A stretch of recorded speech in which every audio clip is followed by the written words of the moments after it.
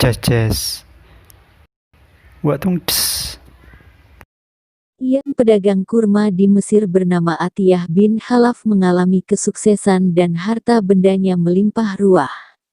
Namun dalam kekayaannya itu ia tetap tekun beribadah dan makin banyak bersedekah di jalan Allah. Karunia Allah yang diterimanya tidaklah menambah kecuali ketakwaannya, kecintaannya kepada Allah dan Rasulullah SAW juga makin meningkat.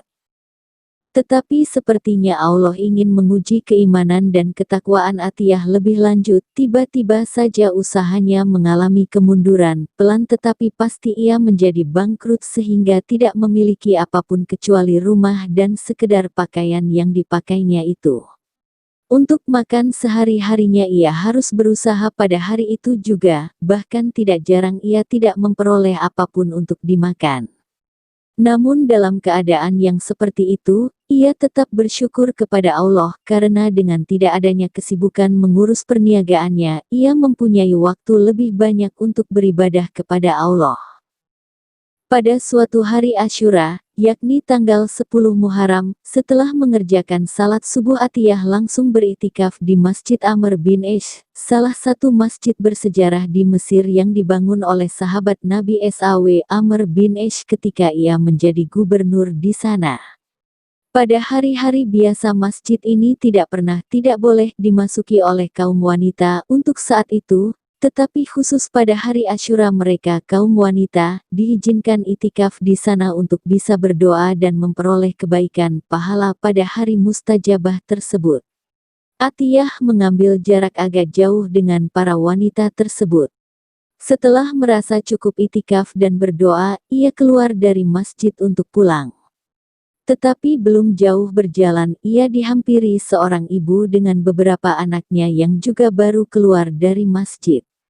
Sang ibu berkata, "Wahai Tuan, saya meminta atas nama Allah, tolonglah untuk bisa memberi makanan pada anak-anak yatim ini. Saya ini seorang syarifah yang belum lama ditinggal wafat suami saya tanpa meninggalkan harta apapun.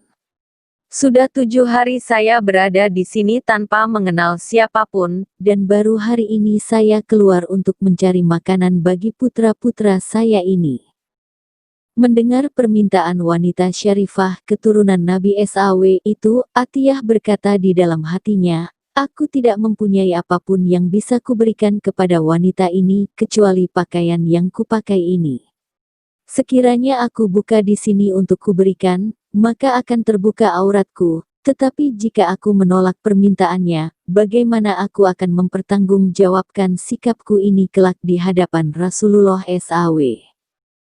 Sejenak tenggelam dalam kebimbangan, akhirnya Atiyah berkata, "Marilah ikut ke rumahku dan saya akan memberi sesuatu kepada kalian."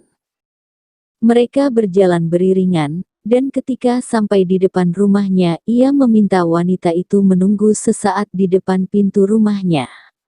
Setelah masuk rumah ia melepas semua pakaian yang dipakainya dan memberikannya kepada wanita syarifah tersebut dari balik pintu, yakni dengan membuka sedikit pintunya dan mengulurkan tangannya. Ia berkata, "Juallah pakaian ini, dan gunakan uangnya untuk membeli makanan bagi anak-anakmu." Wanita itu sangat bergembira dengan pemberiannya itu, dan serta-merta berdoa, "Semoga Allah memberikan kepada Tuan pakaian dan perhiasan dari surga, dan semoga setelah hari ini Tuan tidak lagi berhajat memerlukan kepada orang lain." Atiyah sangat gembira dengan doa wanita tersebut dan mengaminkannya. Ia mencari kain sekedarnya yang masih ada di rumahnya, walau mungkin tidak sepenuhnya bisa menutup auratnya sehingga ia tidak mungkin keluar rumah lagi.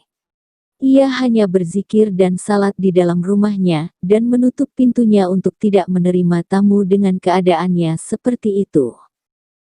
Pada malam harinya, ketika ia tertidur karena terlalu larut dalam zikirnya, ia bermimpi didatangi oleh seorang wanita yang sangat cantik layaknya seorang bidadari. Tidak pernah ia bertemu dengan wanita secantik itu.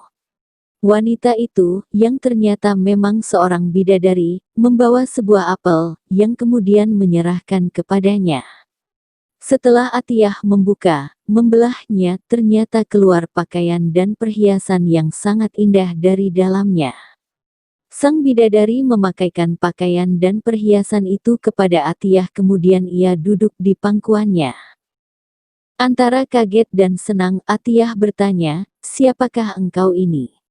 Bidadari itu berkata, "Aku adalah Asyura, istrimu kelak di surga." Atiyah berkata lagi, "Sepertinya aku tidak mempunyai amalan yang istimewa, dengan amalan apakah aku memperoleh karunia yang sebesar ini?" Bidadari itu berkata, "Berkat doa dari wanita janda dan anak-anak yatimnya yang engkau tolong kemarin itu." Seketika itu Atiyah terbangun, ia masih di dalam rumahnya yang gelap dan pakaian kainnya yang seadanya, tetapi bau harum pakaian dan bidadari dari surga itu masih menyebar di sekelilingnya. Ia sangat gembira dengan mimpi yang begitu nyata dirasakannya. Ia segera berwudu dan salat 2 rakaat, kemudian berdoa, "Ya Allah, bila mimpiku itu memang benar dari sisimu, dan Asyura itu memang istriku di surga, maka segerakanlah kematianku, ambillah ruhku sekarang juga." Usai berdoa itu, tubuhnya jatuh terkulai ke atas sajadahnya, dan ruhnya terbang ke hadirat Allah SWT dengan mulut tersungging senyum.